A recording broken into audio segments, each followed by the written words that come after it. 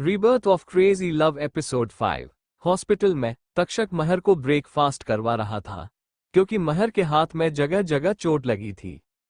महर के लिप्स बार बार तक्षक की उंगलियों को छू रहे थे, इसलिए तक्षक को अनकंफर्टेबल फील हो रहा था, जिससे वो बिल्कुल झुंझलाते हुए बोलता है, तुम मेरी उंगलियों को अपने होठों से छूना बंद करो वरना।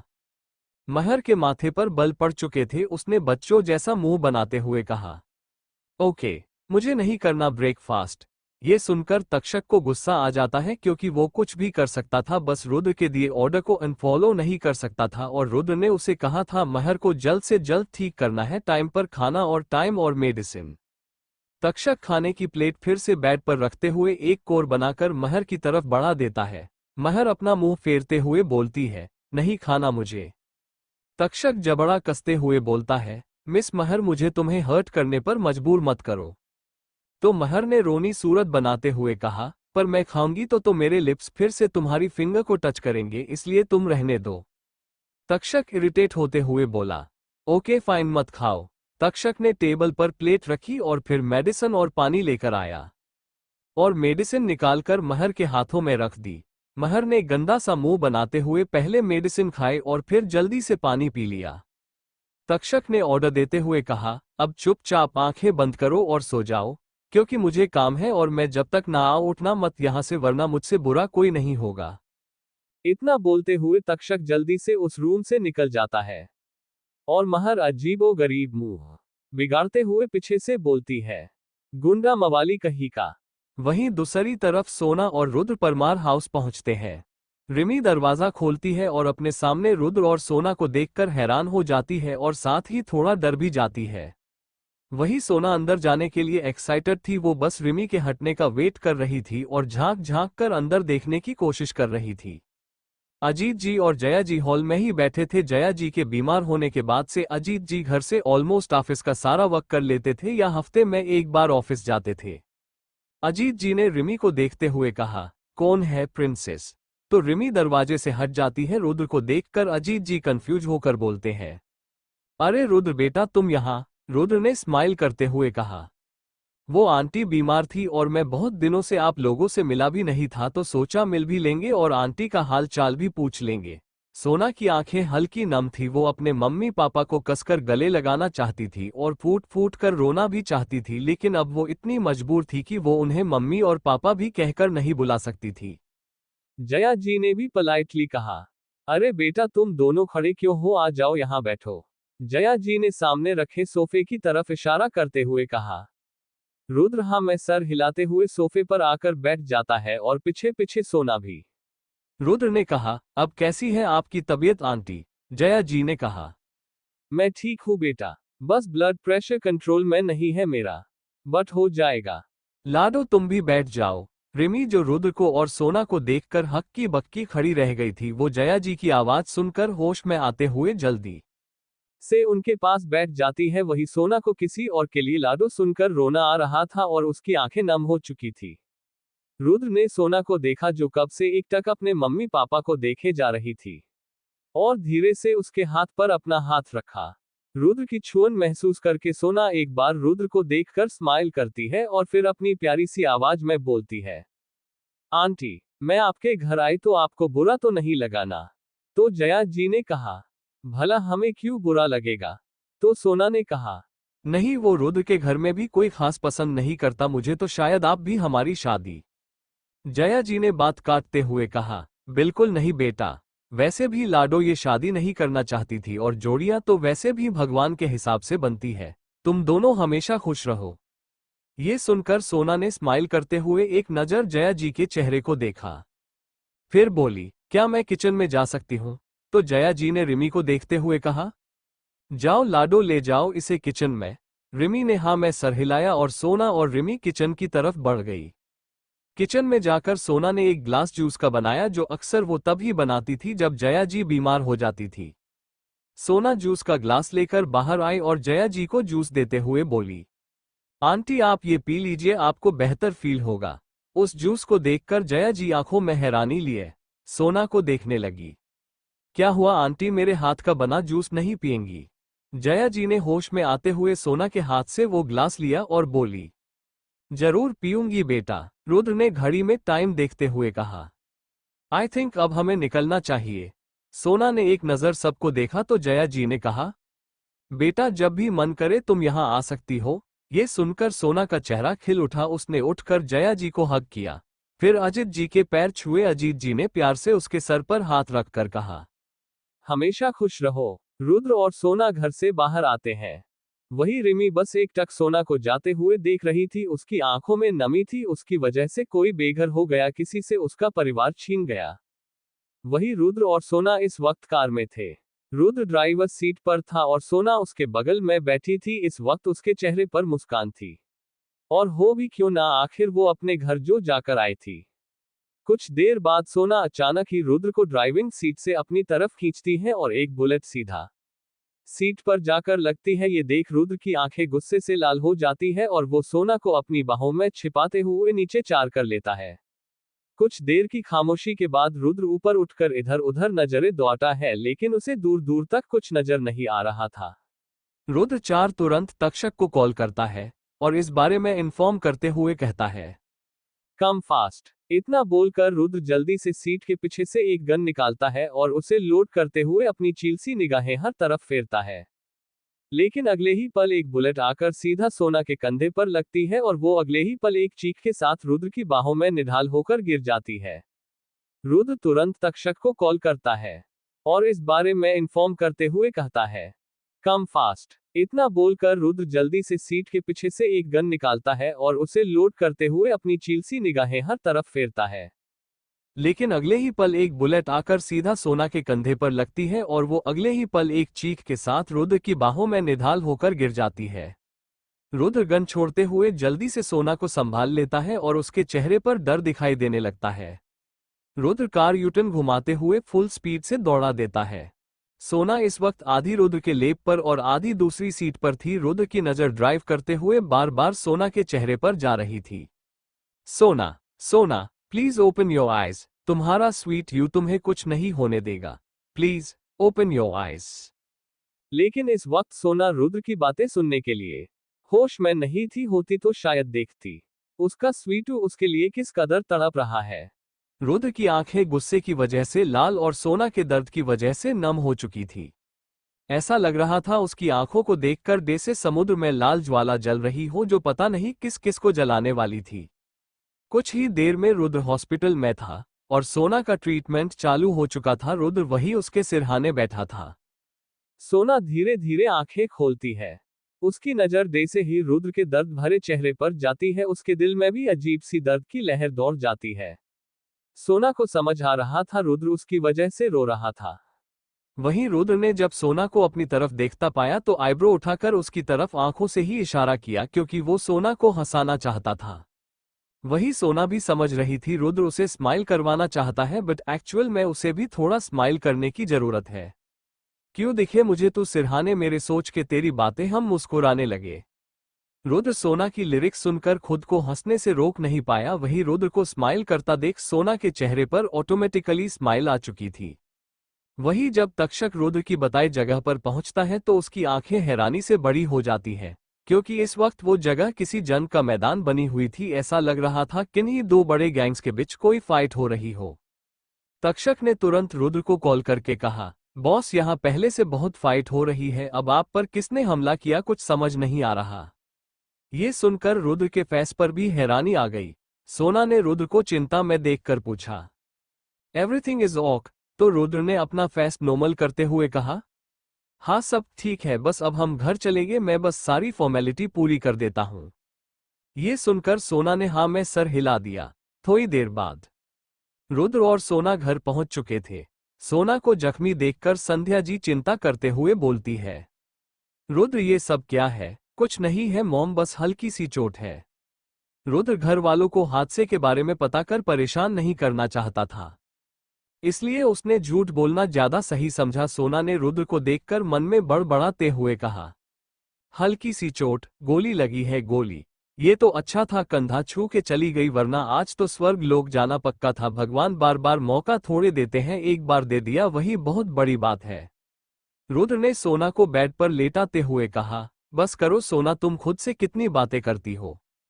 अब मैं मन में भी नहीं बोल सकती हो, लेकिन फिलहाल थोड़ा रेस्ट दो, बॉडी और दिमाग दोनों को। ओके। इतना बोलते हुए रुद्र सोना के फोरहेड पर किस करता है और वहां से लंबे कदम भरते हुए चला जाता है और सोना बस उसे देखती रह जाती है। रुद्र बाहर आकर निया से बोलता है, उसे सूप पीला देना या कुछ हल्का खिला देना, मुझे बाहर थोड़ा काम है। इतना बोलकर रुद्र घर से चला जाता है और निया भी जल्दी से सोना के लिए सूप बनाती है और उसके रूम में ले जाती है। निया को रूम में देखकर सोना स्माइल के साथ बोलती है, अरे निया, आह। अचानक ही सोना के मुंह से कराह निकल जाती है, क्योंकि बुलेट कंधे पर हिट हुई थी तो उठने में दिक्कत हो रही थी। निया जल्दी से उसके पास जाते हुए बोलती है, रुकिए भाभी, मैं आपकी हेल्प करती हूँ। इतना बोलकर निया सोना को आराम से बैठने में मदद करती है। सोना सूप पी लेती है तो निया बोलती है, भाई को ना आपकी सेवा करनी चाहिए थी, आखिर बीवी के सेवा करने से बहुत बड़ा वाला पुण्य जो मिलता है, लेकिन पता नहीं कहाँ बिजी है। तो सोना ने कहा, हम तुम बात तो बिल्कुल सही बोल रही हो, पर क्या कर सकते हैं, सब हम दोनों की तरह इंटेलिजेंट नहीं है ना, पता ही नहीं है कब क्या करना होता है। सोना के इतना बोलते ही दोनों ठहाके लगाकर हंसने लगती है और एक दूसरे हको हाई फाई देती है। वही सोना थोड़ी देर बाद मन ही मन रुद्र को कोसते हुए बोलती है, पता नहीं कहाँ बिजी है जनाब, बीवी को इस हालत में छोड़कर आने दो, बात नहीं करूंगी। सोना जब बोर होने लगती है तो अपने फोन को हाथ में लेकर सोशल साइट स्क्रॉल करने लगती है, लेकिन अचानक ही उसके फोन पर एक नोटिफिकेशन आता है। सोना जब उसे ओपन करती है तो एक वीडियो ओपन होता है। वीडियो को देखकर सोना के हाथ कांपने लग जाते हैं।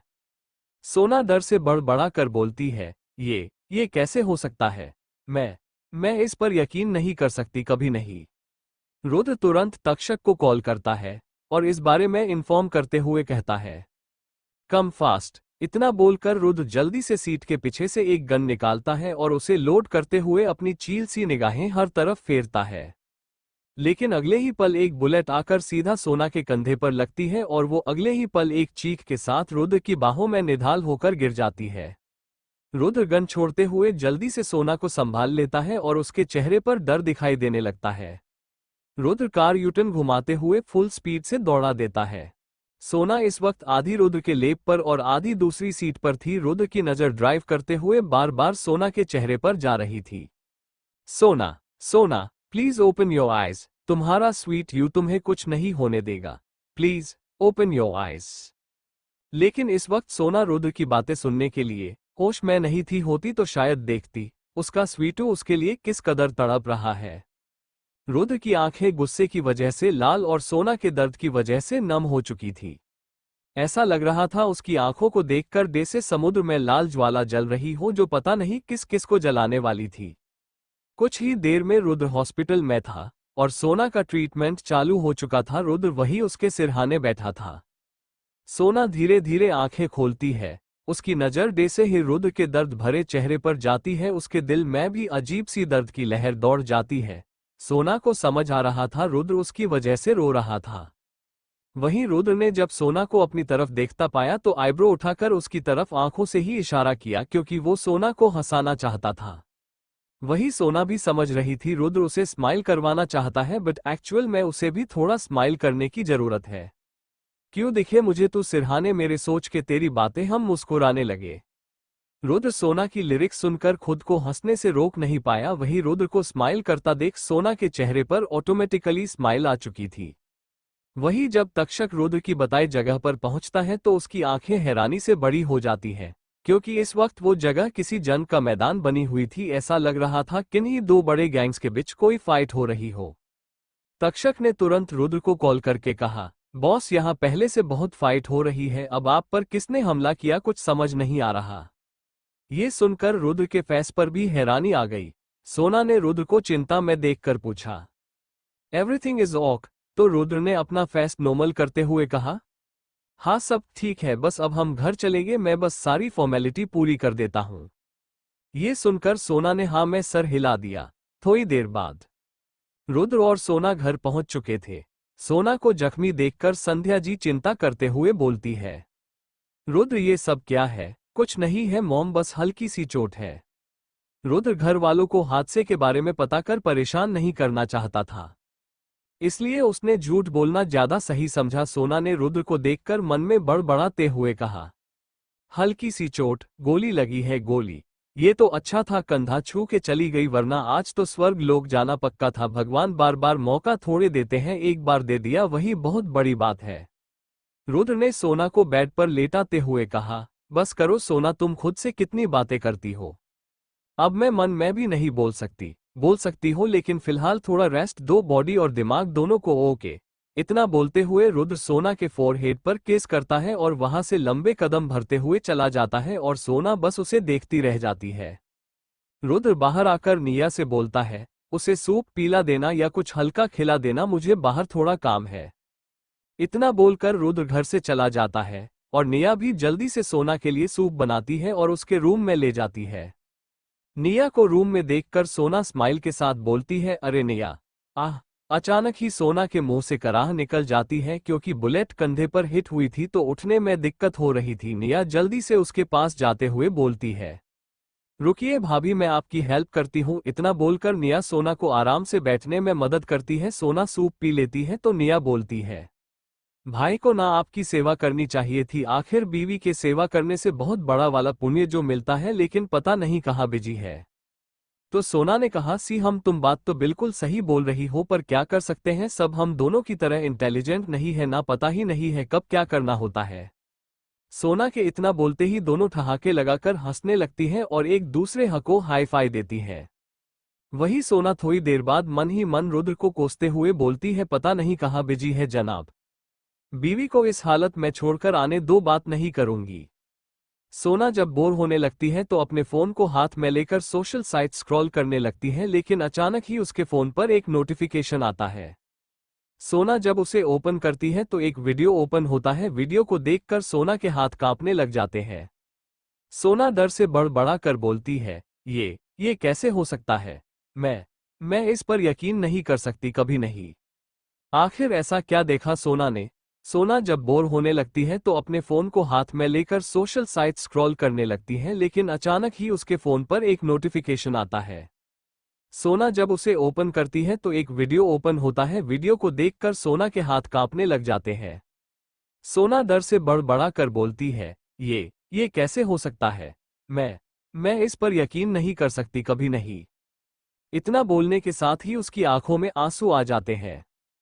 उस वीडियो में अजीत जी को किसी ने राशियों से बांध रखा था और उनके सामने रुद्र एक किंग साइज चेयर पर पैर चढ़ाकर बैठा था। सोना भला इस पर कैसे यकीन कर सकती थी, रुद्र उसके साथ ऐसा कैसे कर सकता है। उसके पापा को बंदी बनाना मतलब उसे बंदी बनाना। सोना का चेहरा अब तक आंसुओं से भर चुका था। वो सुबकते हुए खुद से बातें कर रही थी, स्वीटू ऐसा कभी नहीं कर सकते, जरूर कोई जानबूझकर ये वीडियो इस तरह दिखा रहा है। मैं कभी यकीन नहीं करूंगी इस पर, मैं अभी स्वीटू से पूछ लेती हूं, यहां ये ज्यादा सही रहेगा।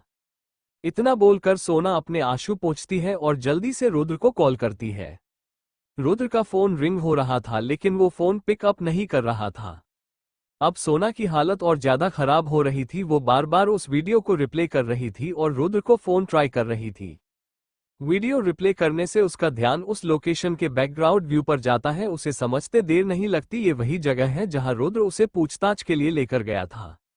सोना अपने आंसू पोंछते हुए खड़ी हो जाती है और अपना पर्स हाथ में लेते हुए रूम से बाहर निकल जाती है। जब वो हॉल में पहुंचती है तो संध्या जी उसे रोकते हुए बोलती है, बेटा तुम इस वक्त कहाँ जा रही हो, तुम्हें चोट लगी है ना, तो रेस्ट की जरूरत है। तो सोना पीछे देखते हुए बोलती है, मम्मी जी नॉर्मल सी चोट थी, इतना सीरियस नहीं है और थोड़ा सा अर्जेंट काम है, मैं जल्दी ही वापस आ जाऊंगी। संध्या जी अपनी जगह से उठते हुए बोली, बेटा तुम्हारी आवाज बहुत रुआसी लग रही है, कुछ हुआ है क्या। तो सोना ने चेहरे पर झूठी मुस्कान सजाते हुए बोली, नहीं मम्मी जी सब कुछ ठीक है, मैं रुद्र के साथ आ जाऊंगी, उन्हीं के पास किसी काम से जा रही हूं। ये सुनकर संध्या जी के चेहरे पर राहत दिखने लगी और उन्होंने कहा, फिर ठीक है, साथ में ड्राइवर को ले जाओ, तुम्हारे हाथ में चोट लगी है, तुम ड्राइव नहीं कर पाओगी। ये सुनकर सोना हाँ में सर हिलाते हुए बोलती है, जी मम्मी जी। सोना घर से बाहर निकलती है और ड्राइवर को देखकर बोलती है, ड्राइवर अंकल मुझे बाहर जाना है, आप चलिए मेरे साथ। तो उस आदमी ने हाँ में सर हिलाते हुए कहा, जी मैम चलिए, आपको कहाँ चलना है। इतना बोलकर ड्राइवर पीछे का डोर ओपन कर देता है और सोना गाड़ी में बैठ जाती है। ड्राइवर गाड़ी में बैठते हुए गाड़ी स्टॉप करके बोलता है, बोलिए मैडम, कहाँ चलना है? तो सोना गहरी सांस लेकर बोलती है कि इस वक्त रुद्र है। तो ड्राइवर ने कंफ्यूज होते हुए कहा, एक्चुअली मैडम मैं कुछ समझा नहीं, मुझे नहीं पता रुद्र सर कहाँ है। तो सोना ने कहा, आप तो बहुत सालों से काम करते हैं ना उनके लिए, तो आपको सब पता होगा कि रुद्र अपने गुनहगारों को कहाँ सजा देता है। ये सुन रहकर ड्राइवर ने घबराते हुए कहा, लेकिन मैडम वहां रुद्र सर की परमिशन के बिना जाना अलाउड नहीं है। रुद्र सर से पहले तक्षक सर की परमिशन लेनी पड़ती है, वहां का सारा काम तक्षक सर ही हैंडल करते हैं। ये सुनकर सोना ने गुस्से में कहा, अगर आपको नहीं जजाना है तो आप साफ साफ बोल दीजिए, मुझे कार ड्राइव करनी आती है, मैं खुद चली जाऊंगी। ये सुनकर ड्राइवर के चेहरे पर पसीना उभरने लगा। बेचारा धर्म संकट में फंस गया था, वो ना सोना को भी मना कर सकता था और रुद्र के खिलाफ जाने की सोचकर ही उसकी पूरी बॉडी डर के मारे कांप रही थी। सोना ने एक बार फिर तेज आवाज में कहा, तो क्या मैं आपकी खामोशी का मतलब यही समझूं कि आपको मुझे वहां लेकर नहीं जाना? तो ड्राइवर ने हकलाते हुए कहा, ना ना नहीं मैडम, मैं लेकर चलता हूं आपको वहां। इतना बोलकर ड्राइवर कार ड्राइव करने लगता है। सोना अपना सर पीछे सीट से लगाते हुए अपनी आंखें बंद कर लेती है, जिसके अगले ही पल वो वीडियो फिर से उसके दिमाग समय रिवाइंड मोड पर चलने लगता है और उसके चेहरे पर रुद्र के लिए हल्का गुस्सा आ जाता है। वहीं दूसरी तरफ महर काफी हद तक रिकवर हो गई थी, वो उठकर हॉस्पिटल के गार्डन में चक्कर भी लगाने लगी थी। महर बाहर घूम ही रही थी कि अचानक उसकी नजर रिमी पर जाती है, जो किसी आदमी से बातें कर रही थी। उसकी आंखों में डर दिख रहा था, वही उस आदमी का चेहरा मास्क से कवर था, इसलिए महर को साफ साफ कुछ दिखाई नहीं दे रहा था। ऊपर से वो दोनों हॉस्पिटल की बाउंड्री पर खड़े थे, जो महर से काफी दूर थी, लेकिन फिर भी महर अपने कदम उस तरफ चार बढ़ा देती है। महर धीमे कदमों से उन दोनों के थोड़े और करीब पहुंच जाती है, तो उसे महर की हल्की आवाज सुनाई देने लगती है, मैंने तुम्हें हर इंफॉर्मेशन दी है, फिर भी तुम मुझे अपने भाई से क्यों नहीं मिलने दे रहे हो? अगर तुम्हारा ऐसा ही चलता रहा तो मैं सबको सच बता दूंगी। रिमी की बस बात सुनकर सामने वाला शख्स हंसते हुए बोलता है, और तुम्हारी बातों पर यकीन कौन करेगा? मिस रिमी सहगल उर्फ सुहानी सहाय। उसकी बात सुनकर रिमी ने गुस्से में अपनी जाड़ भींचते हुए कहा, जरूर चार यकीन करेंगे, उनके पास दूसरा कोई रास्ता ही नहीं है। महर चार धीरे धीरे चलकर उनके बहुत पास पहुंच गई थी कि अचानक ही वो किसी से टकरा गई।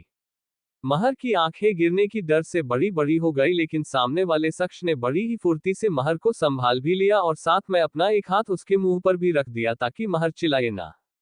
सोना की कार रुद्र के अड्डे पी पर आकर रुकती है। सोना जल्दी से कार से उतर कर अंदर की तरफ बढ़ जाती है। वहां खड़ा कोई भी शख्स सोना को रोकने को की कोशिश नहीं कर रहा था, क्योंकि सबको पता था सोना उनकी लेडी बॉस है।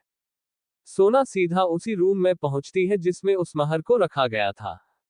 सोना सामने का नजारा देखती है तो उसकी आंखें बड़ी बड़ी हो जाती हैं और उनमें मोतियों जैसे आंसू भर आते हैं।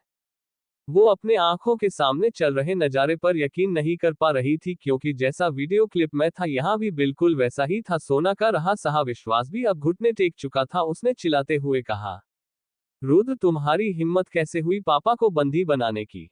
सोना की आवाज सुनकर सबका ध्यान डोर की तरफ जाता है। इस वक्त रूम में रुद्र, तक्षक, अजीत जी और उनके साथ 10 लोग और थे, जिन्हें भी उन्हीं की तरह बंदी बनाया गया था। रुद्र अपनी चेयर से उठकर सोना के पास आता है। तुम्हें गोली लगी थी ना, तुम्हें रेस्ट। रुद्र इतना ही बोल पाया था कि पूरे रूम में एक चटाक की आवाज गूंज उठी। ये थप्पड़ सोना ने रुद्र को मारा था। गुस्से में रुद्र की मुठिया सख्ती से कस गई, लेकिन उसने सोना को पलटकर कुछ नहीं कहा, बल्कि अब भी उसका ध्यान सिर्फ सोना के कंधे पर था जहां उसे गोली लगी थी।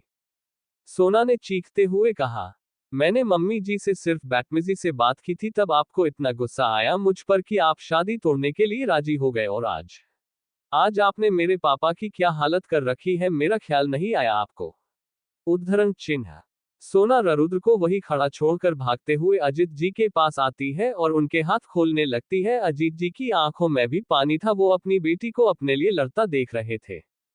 सोना चार रोते हुए बोलती है, आपको कुछ नहीं होगा पापा। आरएस डेथ मेकर है तो अपनी जगह है, मैं आपको हाथ तक नहीं लगाने दूंगी इन्हें। सोना ने अब तक अजीत के हाथ खोल दिए थे और उनके गले लगकर फूट फूट कर रोते हुए बोली, आई miss your papa, I miss your so much, I miss you too my princess. Ajit ji ने सोना के बाल सहलाते हुए भरे गले से सोना को जवाब दिया। वही रुद्र अभी भी बिना एक्सप्रेशन के अजीत जी और सोना को देख रहा था। तक्षक को सोना पर गुस्सा आ रहा था, वो उसके बॉस पर हाथ कैसे उठा सकती है, लेकिन वो कुछ नहीं कर सकता था बिना रुद्र के ऑर्डर के। सोना जब रो रोकर थक गई तब वो अजीत जी से अलग हुई और रुद्र की तरफ अपना रुख किया। रुद्र के दोनों हाथ उसकी पेंट के पॉकेट में थे। उसकी आंखों में बिल्कुल भी गिल्ट नहीं दिख रहा था, जिससे सोना के दिल में अजीब सा दर्द उठ रहा था। सोना ने अजीत को आराम से एक चेयर पर बैठाया और फिर रुद्र के पास आकर बोली, जवाब दीजिए मुझे, मुझे आपकी इन आंखों को पढ़ना नहीं चाह रहा है। रुद्र ने सख्त लहजे में कहा, मैं अपना काम ही कर रहा हूँ बीवी। तुम्हें लगता है मैं गलत हूँ लेकिन मुझे नहीं। और रही बात तुम्हारे पापा यानी अजीत परमार की, तो आज उनसे तो मैं अपने सारे सवालों के जवाब जानकर रहूंगा, इसके लिए चाहे मुझे कुछ भी करना पड़े, और इन सब के बीच कोई नहीं आ सकता है, तुम भी नहीं। रुद्र का रूखा जवाब सुनकर सुहानी के दिल के टुकड़े टुकड़े हो चुके थे। उसका दिल अब भी कह रहा था रुद्र गलत नहीं हो सकता, लेकिन दिमाग तो सामने चल रहे सीन को देखकर चीख चीख के कह रहा था रुद्र गलत कर रहा है। सोना ने अपने दिल की बात सुनी तो धीरे से खुद से कहा, माई स्टूपिड लव, पता है रुद्र गलत है लेकिन फिर भी नहीं मान रहा। रुद्र ने तक्षक को कहा, रोमा को बुलाओ। तक्षक ने यस बॉस कहा और किसी को कॉल किया। सोना अपनी लाल आंखों में पानी ले अब भी रुद्र के जवाब का वेट कर रही थी। उसने एक बार फिर हिम्मत जुटाई और दर्द भरी आवाज में कहा, क्यों मेरी फीलिंग्स का मजाक बना रहे हैं? आप बता दीजिए मुझे, क्यों कर रहे हैं ये सब? क्या गलती की है मैंने और मेरे पापा ने? उद्धरण चिन्ह। सोना तीन रुद्र के बिल्कुल करीब खड़ी थी। उसने दोनों चार हाथों से रुद्र की कॉलर को पकड़ते हुए कहा, रुद्र राजशेखर, मैं जिंदा नहीं छोड़ूंगी आपको, आज अगर मेरे पापा को कुछ भी हुआ। तब तक रूम में रोमा एंटर हो चुकी थी। उसने जबरदस्ती सोना का हाथ रुद्र की कॉलर से छुड़वाया और सोना को बाहर ले जाने लगी। कौन हो तुम? छोड़ो मुझे। तुम्हारी हिम्मत कैसे कैसे हुई मुझे हाथ लगाने की? रुद्र, अब क्या आप मेरे साथ जबरदस्ती भी करेंगे? मैं कभी माफ नहीं करूंगी आपको, कभी नहीं। मैंने कहा छोड़ो मुझे, मुझे यही पापा के पास रहना है। लेकिन रोमा ने उसकी एक ना सुनी और जबरदस्ती उसे रूम से बाहर दूसरे रूम में ले गई। सोना बस झटपटाती रह गई। सोना अब बेतहाशा चिल्ला चिल्ला कर रो रही थी, जिससे रुद्र के दिल पर छुरियां चल रही थी, लेकिन वो चाहकर भी अपने काम को बीच में नहीं रोक पा रहा था। रोमा ने सोना को एक चेयर पर बैठाया और उसके हाथ बांध दिए। सोना ने इस बार चिल्लाकर नहीं बल्कि गिड़गिड़ा कर कहा, प्लीज मुझे छोड़ दो, मुझे पापा के पास जाना है। रोमा को भी अब सोना का मासूम चेहरा देखकर उस पार पर दया आ रही थी, लेकिन वो रुद्र के ऑर्डर को अनफॉलो नहीं कर सकती थी। सोना को बांधने के बाद उसने सामने लगी वॉल पर एक वीडियो प्ले किया। ये उस रूम का लाइव फुटेज था जिसमें इस वक्त रुद्र और बाकी सब चौथे। सोना आंखें फाड़े अब उस एलईडी को देखने लगी। हॉस्पिटल के बाहर महर ने जब देखा कि उसका मुंह किसी आदमी ने पकड़ रखा है तो वो बहुत डर गई। उसके सामने और कोई नहीं बल्कि रणविजय खड़ा था। रणविजय ने कहा, प्लीज चिल्लाना मत। ये सुनकर महर ने जल्दी जल्दी हाँ मैं गर्दन हिलाए और रणविजय ने उसके मुंह पर से हाथ हटाते हुए फुसफुसा कर कहा, तुम इसकी जासूसी क्यों कर रही हो? तो महर ने कहा, अपनी फ्रेंड के लिए। और तुम? तो रणविजय ने कहा, सेम पिंच, अपने दोस्त के लिए। वैसे ये लगती तो सीधी साधी है, इसकी दुश्मनी इतने लोगों से होगी मुझे पता नहीं था। तो महर ने कहा, नहीं मुझे नहीं लगता इसमें इसकी कोई गलती है, शायद इसकी कोई मजबूरी है। मैं बस उस इंसान को जानना चाहती हूँ जो इसे मजबूर कर रहा है। ये सुनकर रणविजय ने आंखें बड़ी करके कहा, फिर से सेम पिंच। फिर रणविजय ने कहा, वैसे कौन है तुम्हारी फ्रेंड? ये सुनकर महर ने रिमी को देखते हुए कहा, जिसका चेहरा लिए ये घूम रही है। ये सुनकर रणविजय ने गर्दन हिलाकर कहा, ओ मतलब तुम सुहानी की फ्रेंड हो? महर ने सवाल किया। और तुम? मैं रुद्र का दोस्त हूं। महर ने कहा, तो क्या पता लगा तुम्हें इसके बारे में? तो रणविजय ने कहा, बस इतना ही कि ये सब रिमी सिर्फ अपने भाई को बचाने के लिए कर रही है। और तुम्हें? तो इस बार महर ने रणविजय की टोन में कहा, सेम पिंच, मुझे भी बस यही पता है। वो दोनों बात करने में बिजी थे, इतने में रिमी और वो शख्स दोनों वहां से जा चुके थे। ये देखकर दोनों के ने एक साथ कहा, ओ शिट यार, निकल गए वो। फिर दोनों को एक दूसरे को देख मुस्कुराने लगे। वही दूसरी तरफ रुद्र किंग साइड चेयर पर किसी हेल किंग की तरह बैठा था। उसकी आंखों में गुस्सा साफ नजर आ रहा था, जिससे वहां खड़े हर शख्स के चेहरे पर डर के मारे पसीना आ चुका था। रुद्र ने चेयर पर आगे की तरफ झुकते हुए अपने दोनों हाथों को आपस में जोड़ा और एकटक अजीत जी को घूरते हुए कहा, तो बताएं मिस्टर अजीत परमार, आप मेरी वाइफ को क्यों मारना चाहते हैं? ये सुनकर अजीत जी ने चिल्लाते हुए कहा, क्या बकवास कर रहे हो, मैं उसे मार नहीं रहा था बल्कि बचा रहा था। तो रुद्र ने तिरछी स्माइल लिए कहा, देन मारने वाला कौन था वो बता दीजिए। ये सुनकर अजीत जी ने सकपकाते हुए कहा, वो सब दुश्मन है, मेरी बेटी के दुश्मन। ये सुन रुद्र ने गुस्से में कहा, जहां तक मैं अपनी बीवी को जानता हूं उसका कोई दुश्मन नहीं है। सोना झटपटाकर उस चेयर से उठने की कोशिश कर रही थी, लेकिन उसकी हर कोशिश नाकाम थी। उसे रुद्र पर बेहद गुस्सा आ रहा था। उसने अपने मन में कहा, रुद्र मैं आपको कभी माफ नहीं करूंगी, कभी नहीं। अजीत जी ने झुंझलाते हुए कहा, तुम्हें क्या लगता है मैं अपनी ही बेटी का बुरा करूंगा? मैं उसे नुकसान पहुंचाऊंगा? तुम ये सोच भी कैसे सकते हो? जान बसती है मेरी प्रिंसेस, मैं मेरी। ये सुनकर रुद्र ने लगभग चिल्लाते हुए कहा, आप उसके पापा नहीं है, ये मैं अच्छे से जानता हूं, तो बार बार मेरी बेटी मत बोलिए। और मेरे पास ज्यादा वक्त नहीं है, तो जल्दी उसका नाम बताइए जो सोना को मारना चाहता है। वही रुद्र की बात सुनकर सोना जो झटपटा रही थी, वो एकदम से सुन्न होते हुए आंखें बड़ी किए स्क्रीन को देखने लगी। और अजीत जी डर के मारे हकलाते हुए बोले, ये क्या बोल रहे हो तुम? वो मेरी बेटी है, मेरी प्रिंसेस। वो मेरी बेटी है, यही सच है और इस सच को कोई नहीं बदल सकता।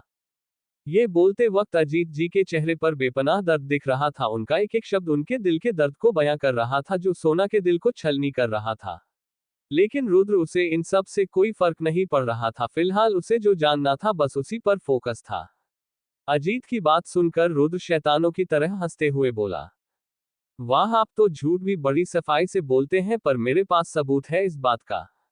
ये बोलकर रुद्र ने तक्षक को कुछ इशारा किया, तो तक्षक कुछ पेपर लेकर आया। सोना की हार्ट बीट स्किप करते हुए चल रही थी, वो बस प्रे कर रही थी रुद्र जो बोल रहा हो उसमें से 1% भी सच ना हो। वो भूल चुकी थी वो इस वक्त कहाँ है, किस हालत में। वो बिल्कुल शांत हो चुकी थी, उसका सारा शरीर का दर्द खत्म हो चुका था। कुछ बचा था तो वो था दिल का दर्द, जो बढ़ते पल के साथ बहुत स्पीड से बढ़ रहा था, जैसे बस अब दिल फटने वाला हो। वही दूसरी तरफ पेपर्स देखते ही अजीत जी का गला सूखने लगा। उन्हें नहीं पता था ये किस चीज के पेपर्स हैं, पर रुद्र का कॉन्फिडेंस देखकर लग रहा था कुछ तो पक्का सबूत है उसके पास। रुद्र ने वो पेपर्स अजीत जी की आंखों के सामने करते हुए कहा, ये देखिए mister Ajit Parmar, DNA test report, जिसमें साफ साफ लिखा है डीएनए नॉट मैच्ड। ये देखकर अजीत जी ने कहा, ये सब झूठ नहीं, झूठी है ये रिपोर्ट। वो मेरी बेटी है, इस सच को भगवान भी नहीं बदल सकता। वही सुहानी का सब्र टूट चुका था। वो रोते हुए खुद से बोली, रिपोर्ट नॉट मैच, फिर मैं कौन हूँ? मैं सुहानी परमार नहीं हूँ, मैं पापा की बेटी नहीं हूँ। फिर सुहानी ने आंखें बंद करके चिल्लाते हुए कहा, आखिर कौन हूँ मैं? रुद्र ने अपनी बैग से गन निकालकर अजीत के हेड पर पॉइंट करते हुए कहा, नो मोर लाइज, मुझे सिर्फ सच सुनना है, इसी चार में आपकी और सबकी भलाई है। वरना आप भी जानते हैं, अगर उस इंसान का नाम आप मुझे नहीं बताओगे तो भी आपके पास इतनी पावर नहीं है कि आप ज्यादा दिन सोना को प्रोटेक्ट कर पाओ। शून्य आपका अंडरवर्ल्ड से कोई कनेक्शन नहीं है। जो सोना को मारना चाहता है वो ऐसा शख्स है जो अंडरवर्ल्ड की रग रग से वाकिफ है। ये सुनकर अजीत जी कुछ ऐसा बताते हैं जिसे सुनकर सोना बेहोश हो जाती है और रुद्र हैरान। अजीत जी अपनी आंखें बंद करके कहते हैं, हाँ, प्रिंसेस से मेरा खून का रिश्ता नहीं है, अमानत है वो किसी और की, जिसे महफूज रखने के लिए हमारे पास रखा गया था। उसे कोई कमी महसूस नहीं होने दी मैंने। सिर्फ नाम से ही प्रिंसेस नहीं, बल्कि उसे मैंने प्रिंसेस की तरह ट्रीट किया है। कभी उस पर स्टडी का प्रेशर नहीं था, ना कभी फ्यूचर में कंपनी संभालने का प्रेशर। वो एक आजाद पंछी की तरह अपनी जिंदगी जी रही थी। लेकिन 21 साल की होने के बाद उसकी शादी करनी थी। लेकिन जिस दिन उसका वीडियो सोशल मीडिया पर वायरल हुआ, चैप्टर 5, तो वो सबकी नजरों में आ गई, माना ये सब उसने बचपने में किया। लेकिन उसके दुश्मन जो उसे पाने की फिराक में थे, उन्हें उस वीडियो के जरिए खबर मिल गई, ये मेरे पास है। उनकी बात सुनकर रुद्र को याद आया कैसे सोना ने बीच सड़क पर खाने के लिए तमाशा किया था। अजीत जी ने आगे कहा, मुझे नहीं पता कब उसका चेहरा बदल दिया गया, लेकिन ज्यादा दिन मुझसे छुपा नहीं रहा कि वो लड़की जो प्रिंसेस बनकर मेरे पास रह रही है वो कोई डुप्लीकेट है। और जब तुम दोनों हमसे मिलने आए तो रहा सहा डाउट भी क्लियर हो गया। रुद्र ने कहा, सोना के इतने दुश्मन क्यों है, उसका माफिया से क्या कनेक्शन है? अजीत जी ने रोते हुए कहा, वो underworld gangster Rihal Begusarai Asia का जाना माना खूंखार गैंगस्टर और रोजी मैरी रसियन माफिया क्वीन की बेटी है। एक माफिया प्रिंसेस। मैं एक मीटिंग के सिलसिले में दुबई गया था। मेरे और मेरी मुलाकात रिहाल से हो गई। उसने जबरदस्ती धमका कर प्रिंसेस को जबरदस्ती मेरी झोली में डाला था कि मैं उसकी हिफाजत करूं और पल पल की खबर उसे भी देता रहूं। रुद्र ने गहरी सांस लेकर कहा, क्या जया आंटी को पता है इस बारे में? तो अजीत जी ने कहा, उसे बस इतना पता है ये किसी और की अमानत है, इससे ज्यादा कुछ नहीं। और यही वजह वो प्रिंसेस के दूर जाने भर से बीमार पड़ जाती है, उसे डर सताने लगता है कहीं प्रिंसेस उसे छोड़कर ना चली जाए। हमारी बेटी भी थी लेकिन। इतना कहते कहते वो रोने लगे। उन्होंने खुद को संभालते हुए आगे कहा, लेकिन उसको रिहाल ने गायब करवा दिया। हमें नहीं पता हमारी बेटी कहाँ है और किस हालत में है। ये सुनकर सोना की हालत इतनी खराब हो चुकी थी कि उसके मुंह से एक शब्द तक नहीं निकल रहा था। जिंदगी का ऐसा काला पन्ना उसके सामने खुल चुका था जिसकी उसने कभी कल्पना भी नहीं की थी। अगले हो पल वो बेहोश होकर उस चेयर पर झूल चुकी थी। रुद्र ने तक्षक को अजीत को खोलने का इशारा किया, फिर उन्हें एक चेयर पर बैठाकर पानी पिलाया गया। रुद्र ने कहा, मुझे पता है ये आधा सच है। आपने सिर्फ सोना का इंट्रो दिया है। जो उसका दुश्मन है उसका नहीं। पर फिलहाल मुझे अपनी वाइफ को संभालना है। मैं आपसे बाद में मिलता हुए शब्द उसने बहुत कठोर लहजे में कहे थे। रुद्र ने आगे कहा, एक गुड न्यूज है आपके लिए। ये सुनकर अजीत जी ने कंफ्यूज होकर रुद्र को देखा। तो रुद्र ने कहा, आपकी खोई बेटी मिल चुकी है। ये सुनकर अजीत जी ने आंखें बड़ी करते हुए कहा, मेरी बेटी का कहा है? उनकी आंखों में एक दफा फिर नमी आ चुकी थी। रुद्र ने कहा, जो इस वक्त आपके साथ आपके घर में रहती है। ये सुनकर अजीत जी के चेहरे के भाव कुछ ज्यादा ही कॉम्प्लिकेटेड हो गए, जिन्हें शब्दों में नहीं उतारा जा सकता था। हैरानी, खुशी, दुख सब एक साथ उमड़ आया था उनके जहन में। उन्हें बार बार अब रिमी नजर आ रही थी। रुद्र ने तक्षक को एक बार फिर इशारा किया और तक्षक एक और डीएनए रिपोर्ट लेकर आया। ये रिपोर्ट रिमी और अजीत जी के डना की था, जिसमें साफ साफ लिखा था डना मैच्ड। अजीत जी ने कांपते हाथों से उस रिपोर्ट को देखा और अपने होठों से लगा लिया। मेरी बच्ची। इतना बोलने के साथ हो ही उनकी आंखें से बेहिसाब पानी बहने लगा। रुद्र अब एक पल भी वहां नहीं रुका और तुरंत उस रूम में आ गया जहां सोना थी। रुद्र ने प्यार से उसके चेहरे पर हाथ फेर कर उसके बहते आंसू साफ किए और उसके हाथ खोलकर उसे अपनी गोद में उठा लिया और शिद्दत से उसके लाल चेहरे को देखते हुए आगे बढ़ गया। वहीं दूसरी तरफ निया अपने रूम में बैठी बैठी रो रही थी। उसकी आंखें सूजकर लाल थी। उसकी सगाई की तारीख पक्की हो चुकी थी। उसने इतनी जिद करके ये रिश्ता करवाया था तो वो अब इस रिश्ते से पीछे भी नहीं हट सकती थी, लेकिन आज उसने जो देखा था उसे अपनी ही पसंद से घिना रही थी। उसके सामने कुछ देर पहले के धुंधले मंजर याद आ रहे थे, जब उसने विशाल के अपार्टमेंट में एक लड़की को देखा था और उसके सामने शर्टलेस राहुल को। वो लड़की विशाल को गले लगाए थी और विशाल भी उसे खुद से दूर नहीं कर रहा था। और सबसे हैरानी की बात थी, निया उस लड़की को जानती थी। ये और कोई नहीं, निया की ही एक कॉलेज फ्रेंड इमाया थी, जिसे ये भी पता था निया राहुल को पसंद करती है। इसके बावजूद वो और विशाल एक दूसरे के इतने करीब थे। निया इस वक्त बहुत बुरी तरह झल्लाई हुई थी। उसकी आंखें सूजकर लाल हो चुकी थी, खूबसूरत बाल पूरी तरह बिखरे हुए थे और उसका प्यारा चेहरा बुरी मुरझाया हुआ था। वही विशाल के अपार्टमेंट में विशाल बालकनी में खड़े होकर सिगरेट के लंबे लंबे कस लिए जा रहा था और शायद किसी गहरी सोच में गुम था। सोना को गोद में लिए रुद्र अपने प्राइवेट विला के अंदर एंटर करता है। सोना अब भी बेहोश थी। रुद्र उसे बेड पर सुलाते हुए खुद पहले वॉशरूम में जाकर फ्रेश होता है, फिर नीचे किचन में जाकर कुछ बनाने लगता है। रुद्र ने ऑलमोस्ट डिनर बना लिया था कि उसका डोर नॉक होता है। रुद्र जाकर डोर ओपन करता है तो रणविजय बत्ती सी दिखाते हुए घर में एंटर करता है। ओह वाह, तेरे हाथ के बनाए खाने की खुशबू आ रही है। पूरे हॉल में ऐसा क्या खास बनाया है? रुद्र ने गुस्से वाला लुक देकर कहा। ये कोई टाइम है आने का? रणविजय ने कहा। दोस्ती टाइम नहीं देखती रुद्र राजशेखर, बस दिल होना चाहिए मिलने का। रुद्र गहरी सांस छोड़कर वापस किचन में आ जाता है। रणविजय उसके पास स्लैब पर बैठते हुए बोलता है, क्या हुआ, ये सड़े हुए बैगन जैसा मुंह क्यों बना रखा है? ये सुन रुद्र ने एक बार रणविजय को लाल आंखों से घूरा और फिर कहा, आज सोना को सच बता दिया मैंने।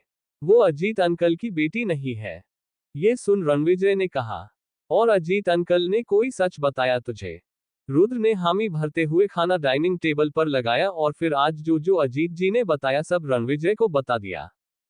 फिर रणविजय ने कहा, सॉरी पर मैं कोई न्यू इन्फॉर्मेशन नहीं निकाल पाया। पर जहां तक मुझे लगता है वो लड़की गलत नहीं है। रुद्र ने कहा, ये मुझे भी पता था, कुछ नया बताना है तो बक वरना निकल यहां से।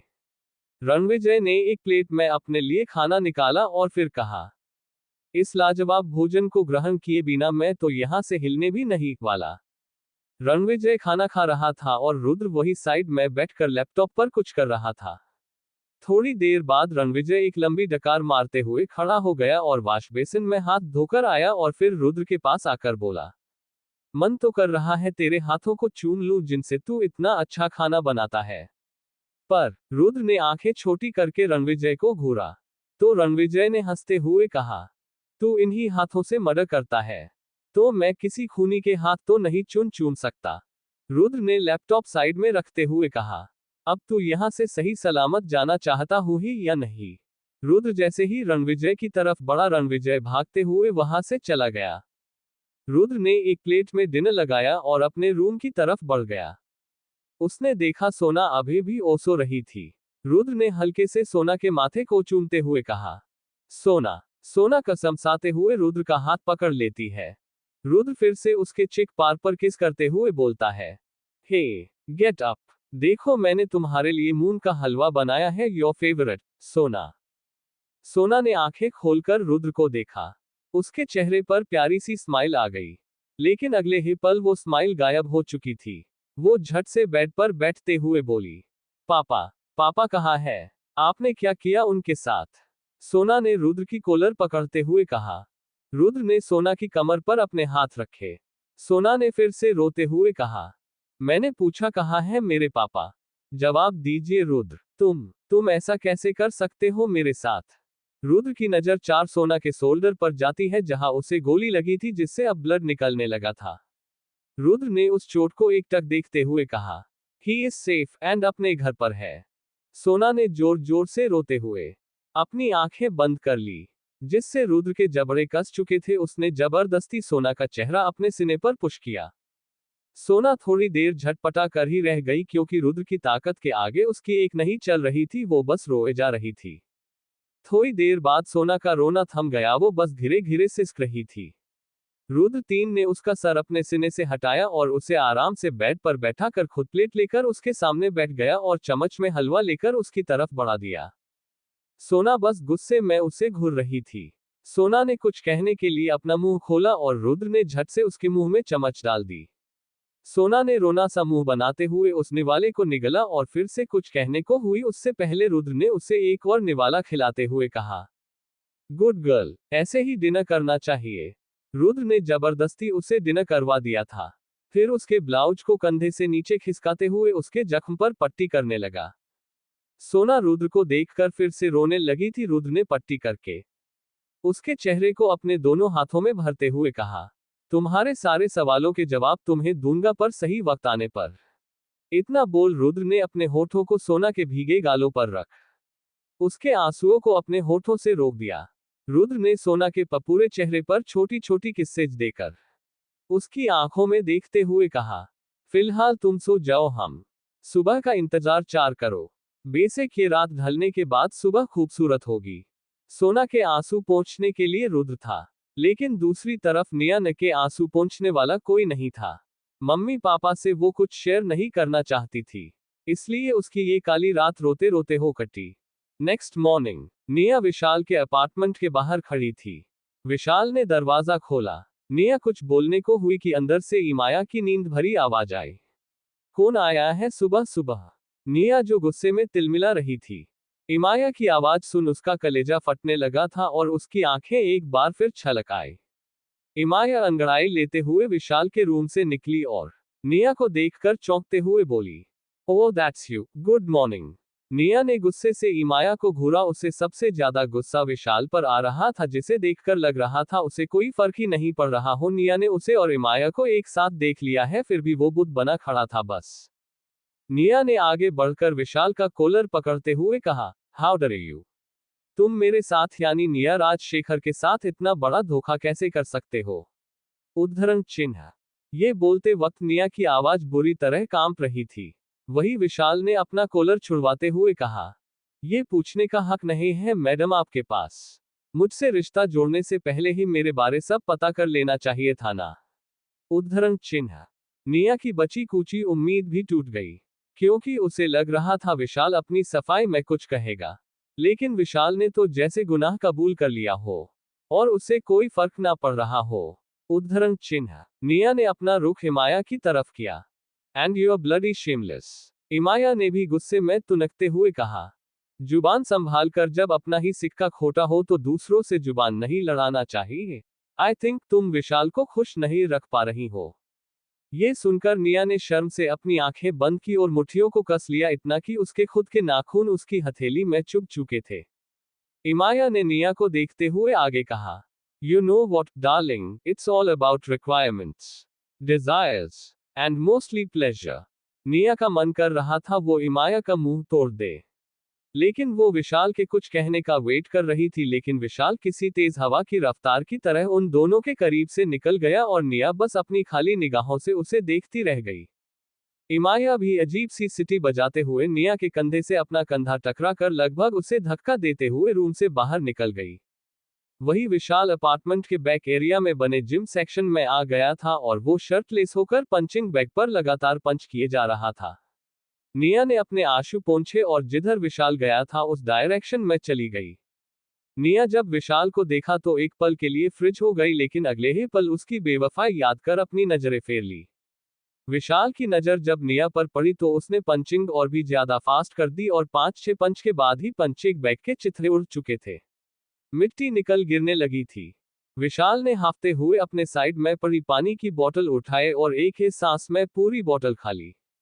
विशाल उस बोतल को फेंकते हुए वापस अंदर की तरफ बढ़ गया तो निया रास्ते में ही उसके सामने आते हुए बोली, जब गुस्सा निकालना चाहिए था तब तो मुंह पर ताला लगा था, अब इन बेजान चीजों पर अपना जोर आजमा कर क्या साबित करना चाहते हो? वही दूसरी तरफ सोना की आंखें चेहरे पर धूप पड़ने से खुलती है। सोना कसमसाते हुए अपनी आंखें खोलती है तो अपने पास रुद्र को ना देखकर हड़बड़ा कर खड़ी हो जाती है। लेकिन फिर रुद्र को रूम में कहीं भी ना पाकर फ्रेश होने चली जाती है। वही रुद्र किचन में कॉफी बना रहा था। उसने 2 कप में कॉफी डाली और रूम की तरफ बढ़ गया। रुद्र जब रूम में आता है तो सोना बाथरूम से एक लाइट वाइन कलर का अनारकली सूट पहने बाहर आती है। रुद्र उसे एक नजर देखकर कहता है, हैव अ कॉफी एंड उसके बाद तुम्हारे पापा से मिलने चलेंगे। ये सुनकर सोना के उदास चेहरे पर थोड़ा सुकून दिखने लगता है। वो रुद्र से कॉफी का कप लेकर बालकनी की तरफ चली जाती है और सुबह की ताजी हवा को अपने चेहरे पर फील करने लगती है।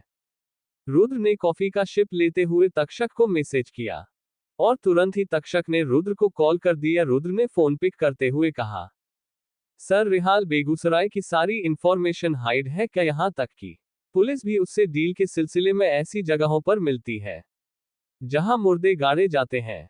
बेगूसराय की अलग दुनिया है और वहां। इतना बोलते बोलते तक्षक की जुबान लड़खड़ाने लगी थी। रुद्र ने तेज आवाज में कहा, तक्षक तुम कैसे कमजोर पड़ सकते हो?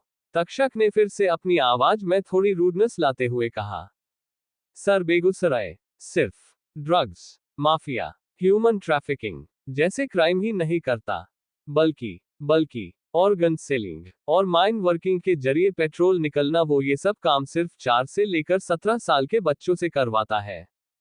उसकी दुनिया का पता लगा पाना थोड़ा मुश्किल है और मैं अपना 100% लगा दूंगा सर। वही सोना ने लगभग आधी कॉफी खत्म कर दी थी कि तभी उसे एहसास हुआ वो ठंडी बहती हवा उससे कुछ कहना चाहती है। सोना ने झट से अपनी आंखें खोलकर इधर उधर देखा। लेकिन उसे कुछ नजर नहीं आया। उसने फिर से आंखें बंद करना चाहा तो अचानक ही उसके कानों में अजीब अजीब सी आवाजें सुनाई देने लगी, जैसे कोई उसे आवाज लगा रहा हो हेल्प के लिए। कि उसके कानों में एक भारी आवाज सुनाई दी, जानना था ना तुझे, क्यों भगवान तुम्हें दूसरा मौका दिया।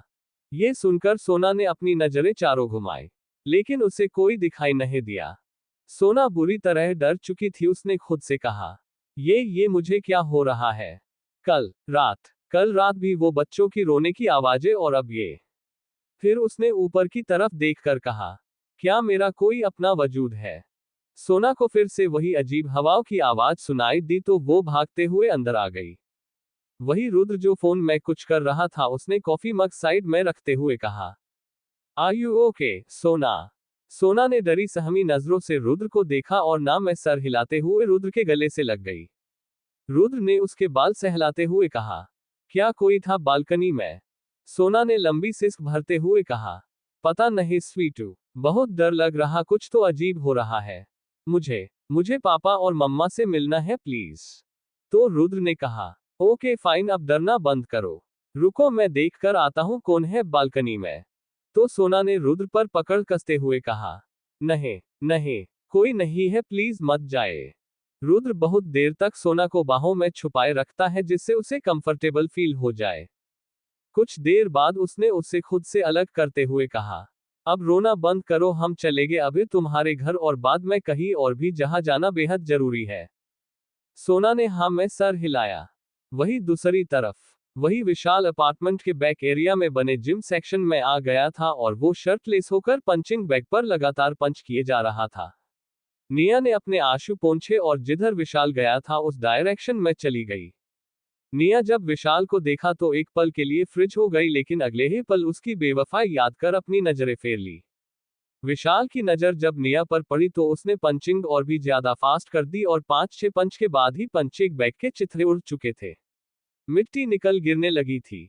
विशाल ने हाफते हुए अपने साइड में पड़ी पानी की बोतल उठाए और एक ही सांस में पूरी बोतल खा ली। विशाल उस बोतल को फेंकते हुए वापस अंदर की तरफ बढ़ गया तो निया रास्ते में ही उसके सामने आते हुए बोली, जब गुस्सा निकालना चाहिए था तब तो मुंह पर ताला लगा था, अब इन बेजान चीजों पर अपना जोर आजमा कर क्या साबित करना चाहते हो। विशाल ने कहा, प्लीज निया, मैं लड़ाई के मूड में बिल्कुल नहीं हूं। ये बोलते हुए विशाल अंदर चला जाता है। निया बेतहासा रोए जा रही थी। वो भी भागते हुए विशाल के पीछे गई। विशाल अपने रूम में आकर हाथ मुंह धो रहा था। निया ने उसे एकदम से पलटते हुए उसके होठों पर अपने होठ रख उसे डीपली किस करने लगी, जिससे विशाल की आंखें बड़ी हो गई। उसने झट से निया को खुद से दूर करते हुए ये क्या कर रही हो तुम। निया की आंखें लाल थी, उसकी सांसें बहुत तेज चल रही थी। उसने अपने आंसू पोंछते हुए कहा, डिजायर्स, रिक्वायरमेंट्स, यही कहा था ना इमाया ने, मैं उसे ही पूरा कर रही हूं ताकि तुम मेरे पास वापस आ जाओ। इतना बोलते हुए निया ने अपना टॉप निकालना शुरू कर दिया। विशाल ने गुस्से में झल्लाते हुए कहा, set up this nonsense, are you crazy. निया ने दर्द भरी मुस्कुराहट लिए कहा, क्रेजी तो मैं पहले थी, अबे अक्ल ठिकाने आए हैं। मैं भूल गई थी तुम्हारी रिक्वायरमेंट्स भी तो है जिन्हें मुझे पूरा करना चाहिए। निया ने टॉप निकाल कर फेंकते हुए कहा। वो विशाल की तरफ बढ़ी और उसकी पेंट के बटन पर जैसे ही हाथ रखा, विशाल ने उसे धक्का दिया और एक जोरदार थप्पड़ उसके गाल पर जड़ दिया, जिससे उसकी उंगलियों के निशान तक निया के चेहरे पर पड़ गए। विशाल ने बौखलाते हुए कहा, get out, I said get out right now.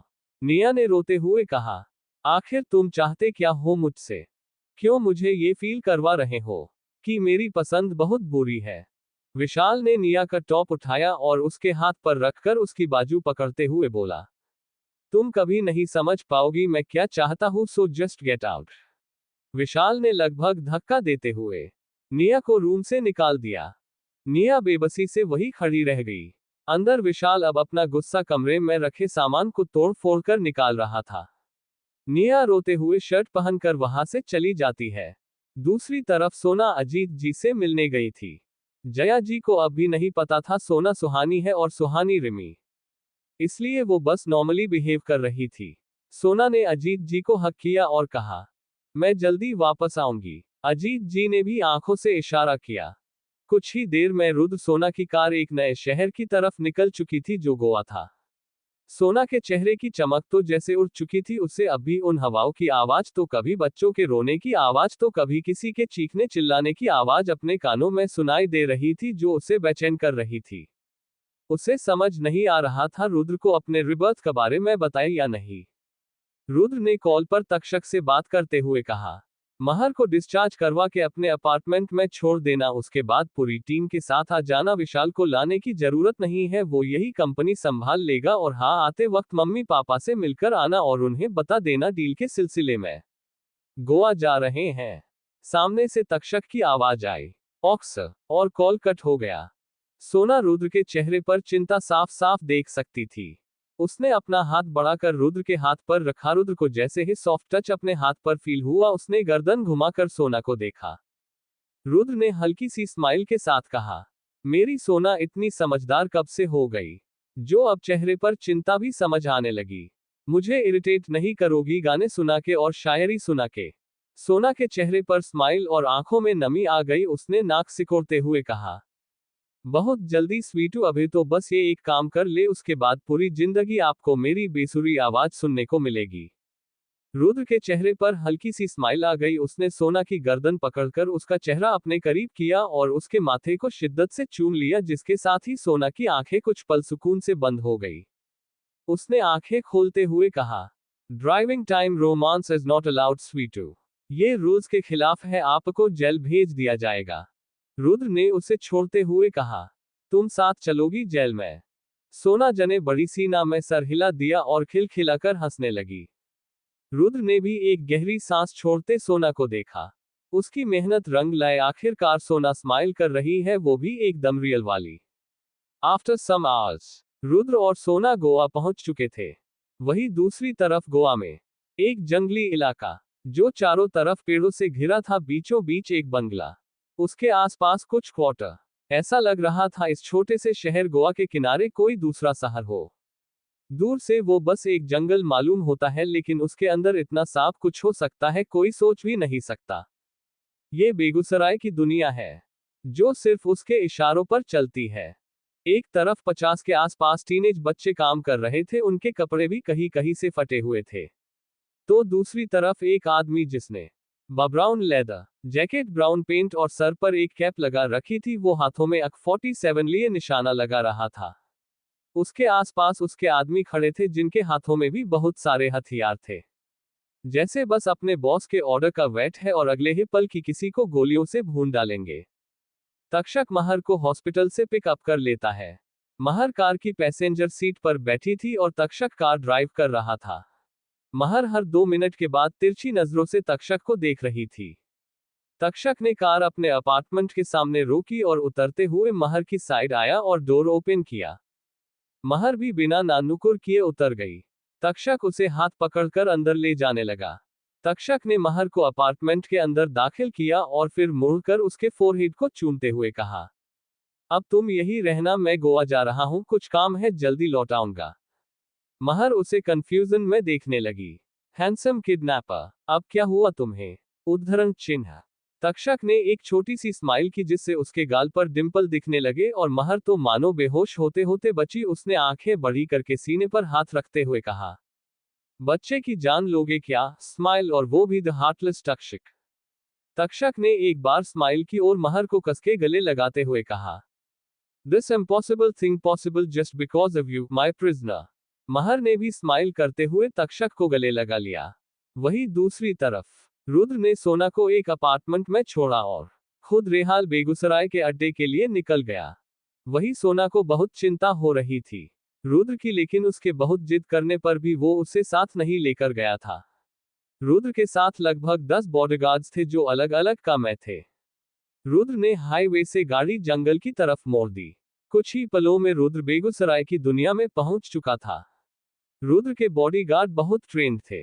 Rudra ने उन्हें कुछ इंस्ट्रक्शन दिए और चौक ना होते हुए आगे बढ़ने लगा। सब बॉडीगार्ड वहां का डरवाना माहौल देखकर पसीने से लथपथ हो चुके थे। वो सब अपने माथे के पसीने को पोंछते हुए आगे बढ़ रहे थे। रुद्र बस कुछ ही कदम चला था कि अगले ही पल वो वहां खड़े एक पेड़ से उल्टा लटका था, क्योंकि वहां वाया बिछी थी जो घने घास में दिखाई नहीं दे रही थी। रुद्र की गन अब तक छूटकर नीचे गिर चुकी थी और रुद्र ने गुस्से में अपनी आंखें बंद कर ली।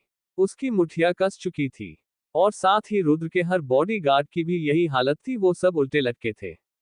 वही रेहाल वहां अपने आदमियों के साथ डांस कर रहा था, जिसके गाने की आवाज रुद्र के कानों तक पहुंच रही थी। खलेबली हो गया है दिल दुनिया से मेरा, खलेबली हो गया है दिल, तार वार दिल के सब टूट से गए, नींदों वाले जुगनू रूठ रातों से गए, तार वार दिल के सब टूट से गए, नींदों वाले जुगनू रूठ रातों से गए, तार वार दिल के सब टूट से गए, नींदों वाले जुगनू रूठ रातों से गए। लग सा गया है ख्वाबों का आंखों में डेरा, खलेबली हो गया है दिल दुनिया से मेरा, खलेबली हो गया है दिल, खलेबली हो गया है दिल दुनिया से मेरा, खलेबली हो गया है दिल। रेहाल किसी जानवर की तरह डांस कर रहा था। उसकी उम्र 50 जोड़ थी, दाढ़ी और सर के बाल सफेद थे, लेकिन फिर भी एनर्जी लेवल बहुत ज्यादा था। वो हर एक स्टेप बहुत भयानक तरीके से कर रहा था। रेहाल का डांस जारी था और उसके आदमियों का काम जारी था। रुद्र और उसके बॉडीगार्ड्स को रेहाल के सामने पेश किया गया। उन सब के हाथ पीछे की तरफ बंधे थे। वही रुद्र आंखों में दहकती गुस्से की ज्वाला लिए उसे देख रहा था और बाकी सब की डर से हालत खराब थी।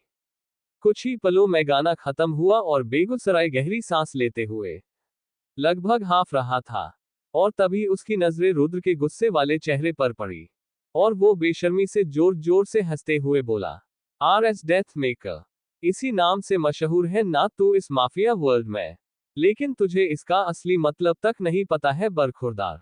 इतना बोल वो फिर से शैतानों की तरह हंसने लगा। रुद्र ने चारों तरफ अपनी नजरें दौड़ाई। ये एक ओपन एरिया था, जहां पास ही में आग जली थी जिसमें चिकन पक रहा था। कुछ ही दूरी पर वो बच्चे जो रो रहे थे, जिन्हें देखकर रुद्र का खून खोल रहा था, और पास ही में कुछ और कैदी और बेगूसराय के लोग जो उस पर हंस रहे थे। रेहाल रुद्र के करीब आकर उसके कान में बोला, ये सब कुछ ऑलरेडी प्लेन था मिस्टर रुद्र राजशेखर। रुद्र ने कस मसाकर अपने हाथ खोलने चाहे, लेकिन ऐसा वो कुछ नहीं कर पाया, और उसे स्ट्रगल करता देख बेगूसराय के चेहरे पर कुटिल मुस्कान तैर गई। तुझे बिन पानी की मछली की तरह तड़पते देखे दिल को बहुत सुकून मिल रहा है RS। उद्धरण चिन्ह। वही अपार्टमेंट में सोना गहरी नींद में सोई थी कि अचानक तेज हवाएं चलने लगी और सोना की आंखें फड़फड़ाने लगी। उसे एक बार फिर वही बच्चों के रोने की आवाज तो कभी किसी के चिल्लाने की आवाजें सुनाई देने लगी। सोना एक चीख के साथ बेड पर उठकर बैठ गई। सोना ने कांपते हाथों से साइड टेबल पर रखा पानी का जग और एक ग्लास उठाया और पानी डालकर एक सांस में ही पूरा ग्लास खत्म कर दिया। तेज हवा के कारण पर्दे बहुत तेजी से हिल रहे थे। सोना कांपते पैरों से खिड़की बंद करने के लिए उठी। उसे समझ नहीं आ रहा था आखिर उसके साथ हो क्या रहा है। एक बार फिर वही भारी आवाज उसके कानों में पड़ी, तेरी जरूरत है तेरे पति को। और बस सोना लड़खड़ाते हुए नीचे गिर गई। कौन हो तुम? तो फिर भारी आवाज आई, वही दिव्य शक्ति जिसके जरिए तुझे जीने का दूसरा मौका दिया गया। तुझे क्या लगा तू अपने प्यार को पाने के लिए दूसरी बार इस दुनिया में आई है? बिल्कुल नहीं। इस कलयुग के एक राक्षस का वध करने तुझे वापस भेजा गया है, यमलोक से धरती लोक पर। एकदम से सोना के दिमाग पर कुछ हिट किया और उसकी आंखें बंद हो गई। जो बच्चों के रोने की आवाजें उसे सुनाई दे रही थी, अब उसके दृश्य भी उसकी बंद आंखों के सामने से होकर गुजर रहे थे और सोना के होठ फड़फड़ाने लगे थे। सोना की आंखों के सामने से वो दर्द भरा मंजर गुजर चुका था और उसे एक एक कड़ी समझ आने लगी थी। एक विक्की का उसे किसी और के कहने पर घर से उसे भगाना, क्योंकि सुहानी के नाम एक्चुअल में बेगूसराय की प्रॉपर्टी भी थी जिसकी कितनी दौलत थी कल्पना भी नहीं की जा सकती, भले ही वो पाप की ही कमाई क्यों ना हो। उसका रिबर्थ बेगूसराय की मौत के लिए, क्योंकि बेगूसराय पर्सनली किसी से सामने से दुश्मनी नहीं करता, इसलिए अंडरवर्ल्ड के लोग उसके खिलाफ कोई साजिश नहीं करते। वो ऐसे लोगों को टारगेट करता है जिसके अपने नहीं होते बचाने के लिए, जैसे सड़क पर रहते बच्चे। तो कोई बुजुर्ग माँ बाप जिनके बच्चे उन्हें छोड़कर फॉरेन में शिफ्ट हो जाते हैं, फिर वही सेटल हो जाते हैं, बस माँ बाप मरने पर प्रॉपर्टी लेने आते हैं, जिसका बंदोबस्त बेगूसराय ने बखूबी कर रखा था। अपना खुद का डेड बॉडी का अंतिम संस्कार करने का बिजनेस, जिसमें अगर फॉरेन से कोई अपने माँ बाप का अंतिम संस्कार अपनी अनुपस्थिति में करवाना चाहे तो वो ही कॉन्ट्रैक्ट ले। कोष्टक 3 उसका बदला चेहरा, ताकि कुछ दिन ही सही वो अपनी और रुद्र के बीच की मिशन लिस्ट कंप्लीट कर सके। सोना अपने आंसू पोंछकर जल्दी से उठ जाती है और आंखों में ज्वाला लिए वहां से बाहर निकलती है।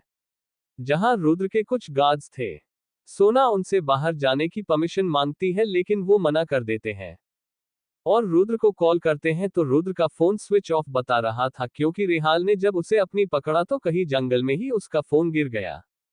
अब उनके पास कोई ऑप्शन नहीं था, इसलिए 2 बॉडीगार्ड्स खुद सोना को वहां ले जाने लगे जहां वो जाना चाहती थी।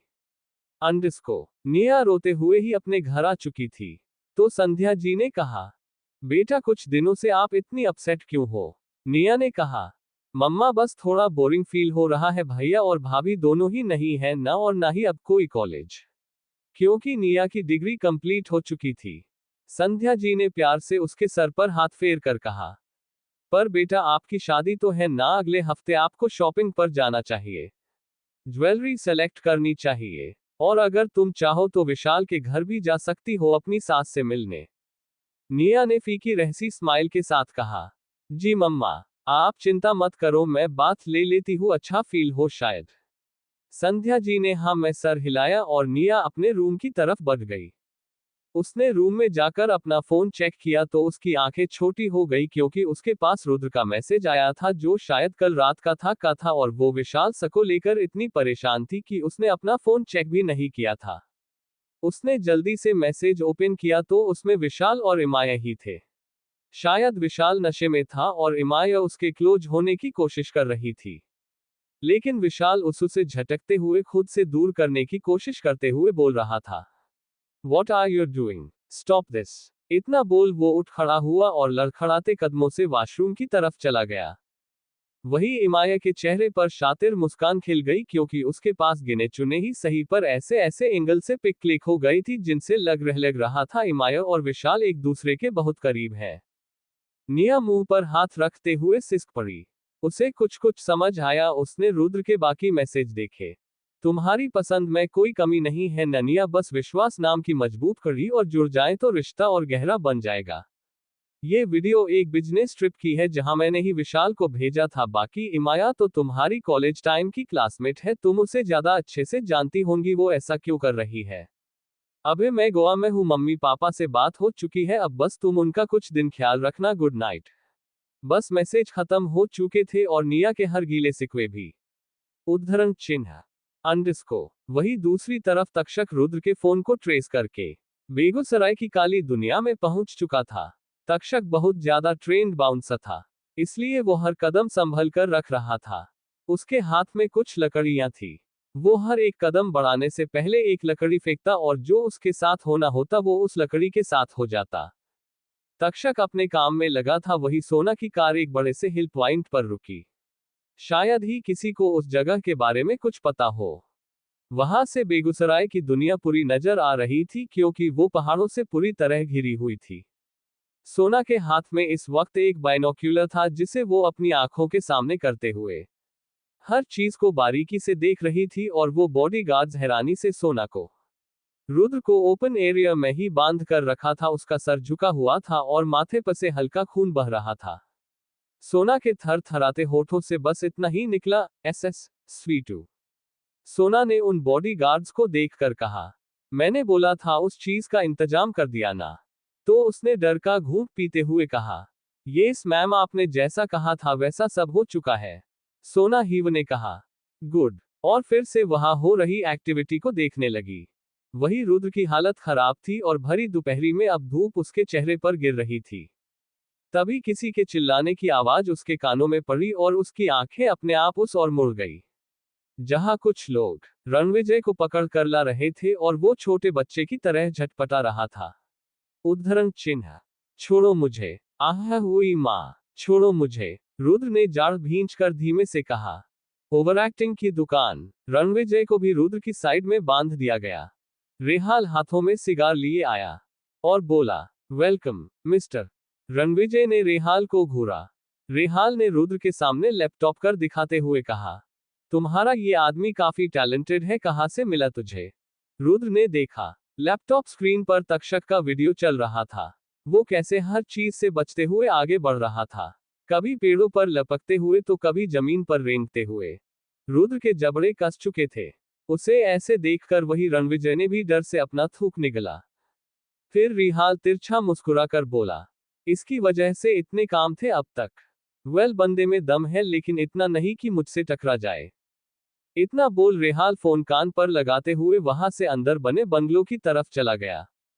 रणविजय ने रुद्र की तरफ देख धीमे से कहा, कमीने, तूने मुझे आज मरवाने का प्लान पूरा बना लिया है ना। मैं कितना खुश था अपनी क्रश के साथ, और तूने मुझे यहां बुला लिया। रुद्र बने गुस्से को कंट्रोल करते हुए कहा, काम हुआ कि नहीं?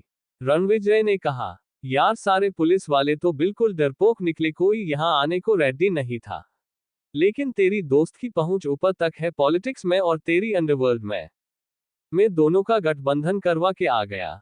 रुद्र ने फिर से गुस्से को काबू करते हुए कहा, कि क्या उनकी शादी करवानी थी जो गठबंधन करवा के आ गया तू?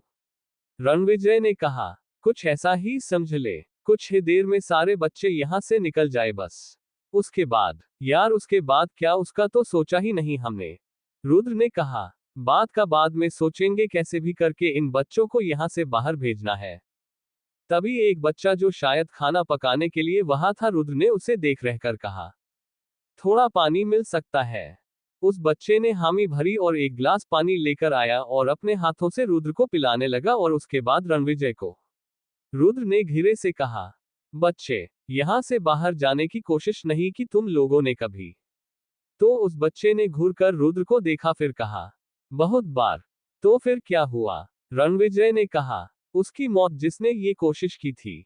रुद्र को रणविजय के चेहरे पर हताशा वाले भाव आ गए तो उस बच्चे ने कहा, लेकिन इस बार हम सब ने मिलकर एक सुरंग बनाई है। अगर आप इन लोगों का ध्यान भटकाने में कामयाब हो जाओ तो मैं लगभग आधे घंटे में ही सुरंग के जरिए यहां से दूसरी तरफ मेन रोड तक निकल जाऊंगा, क्योंकि मैं वहां गया हुआ हूं और मेरा एक साथी भी, लेकिन हम दोनों इन सब को अकेले छोड़कर नहीं जा सकते, बस इसलिए वापस आ गया। और इस बार रुद्र के चेहरे पर हल्की सी मुस्कान खिल गई। और फिर उसने रणविजय की तरफ देखकर कहा, बस इतनी सी बात, ध्यान ही तो भटकाना है ना, अभी हो जाएगा। You go back to the work। वो लड़का एक तिरछी निगाहों से आसपास खड़े लोगों को देखता और फिर से भट्टी के पास जाकर बड़े से पतीले में चमचा घुमाने लगता है। थोड़ी ही देर में तक्षक एक आदमी को पीटते हुए वहां एंटर करता है और रुद्र को ऐसे बंधा देखकर उसकी आंखें फैल जाती हैं और वो भागकर उसकी रस्सियां खोलने की कोशिश करने लगता है। तभी एक गोली उसकी बाह पर आकर लगती है और तक्षक की एक चीख निकल जाती है। पीछे रेहाल का राइट हैंड और खास आदमी कल्कि खड़ा था, जो देखने में बेहद डरावना था। काला रंग और एकदम मुंडवाया हुआ सर। तक्षक चीखता हुआ वही जमीन पर गिर पड़ता है। रुद्र रणविजय की तरफ देखकर चिल्लाकर बोलता है, तू किसी काम का नहीं है कमीने। रणविजय ने भी गुर्रा कर कहा, और तूने तो जैसे झंडे गाड़ दिए हो, खुद को माफिया डॉन कहता है और इनके सामने कुछ पल भी नहीं टिक पाया। इससे तो अच्छा मैं इनका दोस्त होता। कल्कि के चेहरे पर शातिर स्माइल आ गई। वही रेहाल अपना सिगार फूंकते हुए फिर आया और रणविजय को खोलने का इशारा किया। रणविजय के हाथ खुलते ही उसके चेहरे पर खुशी आ गई। रेहाल बोला, तो तू मेरा आदमी बनने के लिए तैयार है? रणविजय बोला, जो हुकुम मालिक। वैसे भी इस टाइम दिल से नहीं दिमाग से सोचना चाहिए, और मैं बहुत समझदार हूँ। रुद्र ने चीख कर कहा, जो मेरा दोस्त नहीं रह पाया वो तुमसे क्या वफादारी निभा पाएगा? बेगूसराय मार डालो इसे, ये भरोसे के काबिल नहीं। और एक पल के लिए रणविजय के चेहरे की हवाएं उड़ गई। रेहाल मुस्कुराकर बोला, ये अभी अपनी वफादारी साबित करेगा आरएस। इतना बोल रेहाल ने एक गन निकाली और रणविजय के हाथों में थमाते हुए बोला, shut your childhood best friend. Ranvijay का एकदम से गला सूखने लगा। उसके हाथ कांपने लगे थे। उसने जैसे तैसे गन हाथ में ली और रुद्र की तरफ पॉइंट कर दिया। रुद्र ने एक टक रणविजय को देखकर अपने मन ही मन कहा, शूट में Vijay, just do it, come on, you can do it. वही रणविजय के हाथों में पसीना छूट रहा था। रेहाल ने हंसते हुए कहा, क्या हुआ? और अगले ही पल रणविजय ने ट्रिगर दबा दिया।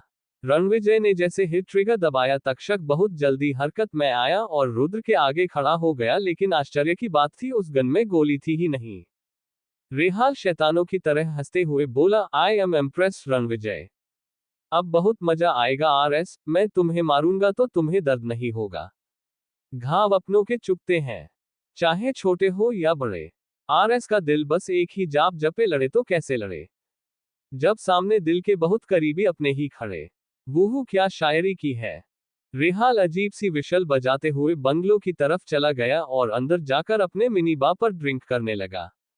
वही रुद्र ने उन बच्चों पर ध्यान दिया जिन्हें गए हुए 10 से 15 मिनट हो चुके थे। अब रुद्र ने आंखें बंद कर ली क्योंकि इसके आगे तो उसके पास कोई प्लान नहीं था। लेकिन उसे पता नहीं था उसकी सोना बहुत कुछ प्लान कर चुकी है। वो डेंजरस है पर सोना अब उससे पीछे तो बिल्कुल नहीं हटने वाली थी। प्रेम कहानी का तो कई लोगों ने इतिहास रचा है, सोना आज अपने प्रेम को भी त्यागने के लिए तैयार थी। रेहाल अपने हाथ में एक हंटर लेकर बाहर आया। वो कुछ कर पाता उससे पहले ही आसमान में चोपर उड़ने की आवाज आई और साथ ही बरसात होने लगी। लेकिन ये बरसात आम बरसात की तरह नहीं थी। इसका रंग अलग था। जहां बारिश आने से माहौल मिट्टी की खुशबू से महक उठता है, इस बारिश की वजह से एक तीखी गंध फैल गई थी। रुद्र ने स्मेल को सूंघा और उसकी आंखें फैल गई। उसने तुरंत ऊपर की तरफ देखा जहां 2 चोपर उड़ रहे थे और उससे बेतहाशा पेट्रोल बरस रहा था। अब तो रिहाल के चेहरे पर भी डर दिखने लगा था। वही सोना ने ये काम उन्हीं 2 बॉडीगार्ड से करवाया था जिन्हें वो अपने साथ लेकर आई थी। उसके हाथ में अब भी बाइनोक्यूलर था जिससे वो रिहाल के एक एक एक्सप्रेशन नोटिस कर रही थी। उसने रुद्र को देखा जो बेहद हैरानी से चारों तरफ देख रहा था, क्योंकि जो बूढ़े बुजुर्ग आदमी और महिलाएं थी वो अब भी वही थे और वो भी डर से कांप रहे थे। सोना की पेट्रोल वाली बारिश से लगभग बेगूसराय का सारा इलाका भीग चुका था। बस एक चिंगारी और रिहाल के इस पापी राज्य को आग अपनी चपेट में ले लेगी। कुछ पल बाद तीसरा चोपर आसमान में उड़ रहा था और घिरे घिरे लैंडिंग के लिए बढ़ रहा था। सब बेसब्री से उसको देखने का वेट कर रहे थे। सबको जानना था इतनी किसकी जरूरत जो बेगूसराय से पंगा ले ले। जैसे ही चोपर के पहिए जमीन पर पड़े उसमें से ब्लैक सूट सलवार और सर पर डपटा ले सोना उतरी। उसकी आंखों में कोई इमोशन नजर नहीं आ रहे थे। उसे वहां देखकर सबकी आंखें फटी की फटी रह गई, क्योंकि सोना से तो ऐसी उम्मीद बिल्कुल नहीं थी। उसके हाथ में एक लाइटर भी था। रुद्र के मुंह से धीमे से निकला, सोना, और तभी सोना ने अपनी पलकें उठाकर उसकी तरफ देखा। एक पल के लिए दोनों की आंखें उलझी और अगले ही पल सोना ने रिहाल की तरफ रुख करते हुए कहा, did you like my surprise dad? Rihal ने सोना को गुस्से में घूर कर कहा, ये क्या मजाक है सुहानी? सोना ने मुस्कुरा कर कहा, क्या आपको ये मजाक लग रहा है? रिहाल ने कहा, तुम जैसी नर्म दिल लड़की ये सब कभी नहीं कर सकती। इतना बोलकर उसके चेहरे पर मुस्कान आ गई। उसने आगे कहा, और तब तो बिल्कुल नहीं जब तुम्हारा सोहर भी यही कैद हो। सोना ने भी तिरछी मुस्कुराहट लिए कहा, और मैं कहूं कि मैं उसकी कुर्बानी भी दे सकती हूं तो। ये सुनकर सबके चेहरे पर जहां डर था, रुद्र के होठों पर मुस्कान आ गई और उसने मन में ही सोना का हौसला बढ़ाते हुए कहा, You can do it, BV. Just like a tigress. This time is not for love or else it's about many future many youth of India. सोना ने रुद्र को एक नजर ऐसे देखा जैसे उसके मन की बात उस तक पहुंच रही हो। रुद्र ने एक बार फिर से अपने मन में कहा, You gonna made a history सोना। सोना ने रिहाल की तरफ तीखी नजरों से देखकर कहा, मैं इन चुनिंदा लोगों की जान ले सकती हूँ लाखों करोड़ों की जान बचाने के लिए जो तुम्हारे ड्रग की वजह से, नकली दवाइयों की वजह से, ह्यूमन ट्रैफिकिंग की वजह से, तो कुछ अपनी फूटी किस्मत की वजह से तुम्हारी इस काली दुनिया का शिकार हो जाते हैं। अब रिहाल के माथे पर पसीना झलक रहा था। उसके हाथ पांव फूल रहे थे। कल्कि गुस्से में आगे आया तो सोना ने कहा, one more step and boom, टक्कर टक्कर। रिहाल ने झट से कल्कि के सीने पर हाथ रखकर उसे रोक दिया और कहा, हम डील कर लेते हैं, तुम यहां से जो ले जाना चाहो ले जाओ, पर ऑप्शन मैं दूंगा, उसके बाद तुम यहां कुछ नहीं करोगी। सोना ने आसमान की तरफ सर करके हंसते हुए कहा, तुम्हें क्यों लगता है तुम्हारे पास अब भी ऑप्शन देने वाला कुछ है? रिहाल ने उसकी बातों को इग्नोर करते हुए कहा, your husband and friends and other one option is old man women and kids. Sona ने स्मर्क के साथ कहा, where is kids and other persons? क्योंकि अब तक उसी सुरंग से वो भी निकल चुके थे जिनकी धमकी रिहाल उसे दे रहा था। अब रिहाल की हवा टाइट हो रही थी। उसने अपने हाथ से छूट रहे पसीने को अपने कुर्ते से पोंछा और कहा, लेकिन तेरे सोहर को मैं अब भी मौत के घाट उतार सकता हूं। सोना ने कहा, बेशक कर लो ये सब, I don't care, I just want to see you dead, this is my last wish underscore. Rudra ने भी तिरछा मुस्कुरा कर कहा, सेम पिंच बीवी। रिहाल उन दोनों की सनकी भरी बातें सुन रहा था और उसके दिमाग का हर तार और फ्यूज उड़ चुका था। तक्षक ने अब तक रुद्र के हाथ खोल दिए थे। रुद्र ने एक अंगड़ाई ली और सोना को देखकर कहा, नी सेंट्री जानम विंकिंग फेस। सोना ने भी एक स्माइल पास करके कहा, are you ready for your death? Rudra ने दोनों हाथ फैलाते हुए कहा, अगर मौत देने वाला इतना हसीन हो, I will always ready for die. Sona ने कहा, ये फ्लर्टिंग भारी पड़ने वाली है सोना के स्वीटू। रुद्र अब भी प्राउडी स्माइल लिए सोना को देख रहा था। रणविजय ने अब तक अंदर का बयूरो ले लिया था। उसके हाथ में एक AK-47 थी और चेहरे पर एक जंग जीतने वाली मुस्कान। रिहाल को जैसे है अपने हेड पर किसी की गन महसूस हुई। उसने तिरछी नजरों से देखा और रणविजय को देखकर उसकी आंखें गुस्से में लाल हो गई। यो, रणविजय ने कहा, काम डाउन। मैंने पहले ही कहा था ऐसे टाइम में मैं सिर्फ दिमाग का काम लेता हूं। इस वक्त उनका पलड़ा भारी है। इतना बोलते वक्त उसके चेहरे पर शातिर मुस्कान थी। रुद्र ने आगे बढ़कर रणविजय से गन ली और कहा, तुम और तक्षक जाओ चोपर में बैठो। दोनों ने तुरंत एक साथ कहा, बिल्कुल नहीं, हम तुम्हें और सुहानी को यहां छोड़कर कभी नहीं जाएंगे। रुद्र ने गुस्से में चीखते हुए कहा, यह बहस करने का वक्त नहीं है, just go from here right now. Takshak ने आसपास नजरें दौड़ाए और एक रिहाल के एक आदमी पर पंच बरसाते हुए उससे गन छीनी और अगले ही पल कल्कि को शूट कर दिया। क्योंकि उसने रुद्र को बहुत टॉर्चर किया था, कल्कि एक चीख के साथ गिर पड़ा। गोली सीधे दिल पर लगी थी। रुद्र ने गुस्से में कहा, मैंने कहा जाओ यहां से। तक्षक और रणविजय उदास सा चेहरा बनाकर वहां से चोपर में बैठकर चले गए और उनके जाने के आधे घंटे बाद ही बेगूसराय की दुनिया बुरी तरह झुलस चुकी थी। आसपास पहाड़ होने की वजह से धुएं के गुब्बारे एक साथ बाहर निकल रहे थे, जैसे पहाड़ों के बीच कोई वॉल्केनो ज्वालामुखी जल रहा हो। After one day, Rajshekhar villa किसी जुगनू की तरह चमक रहा था, क्योंकि आज घर में शादी थी। सॉरी, शादी नहीं, शादियां। राजशेखर फैमिली, परमार फैमिली और विशाल के माता पिता सब घर में हो रहे कामों में मगन थे। उनके होठों की मुस्कुराहट बता रही थी वो कितने खुश थे। टीवी पर अब भी एक ही न्यूज ब्रेकिंग न्यूज की तरह फ्लैश हो रही थी, जो थी बेगूसराय का अंत।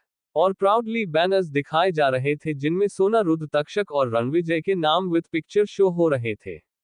एक कमरे में 4 दुल्हन बैठी थी, सुहानी परमार, रिमी सहगल, महर राठौर, निया राजशेखर और इनके होने वाले पतियों को तो आप लोग अच्छे से जानते हो।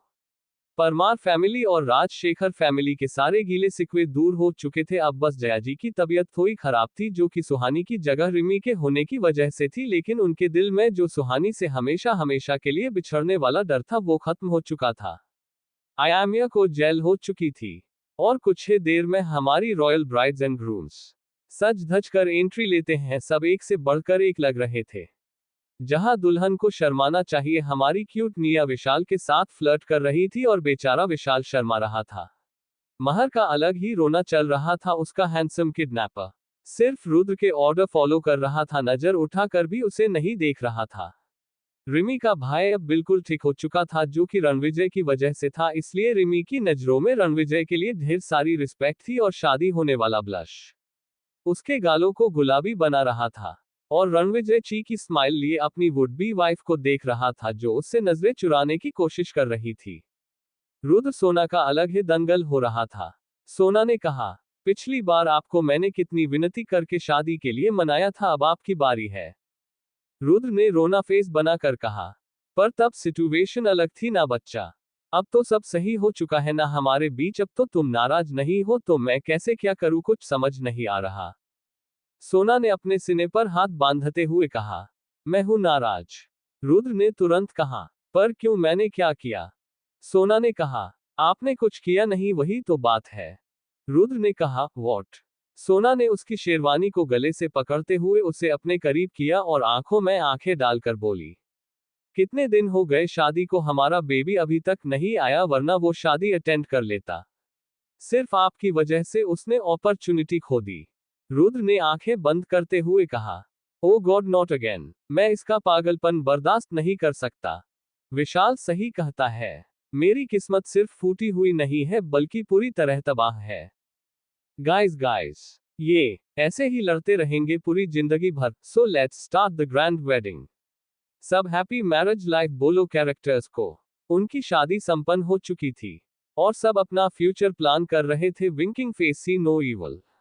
Happy ending. The end. Thank you for listening. मुझे उम्मीद है आपको यह स्टोरी पसंद आई होगी। अगर आपको पसंद आई है तो प्लीज लाइक और कमेंट करना ना भूलें और मोर स्टोरीज के लिए सब्सक्राइब करें। मिलते हैं नेक्स्ट वीडियो में।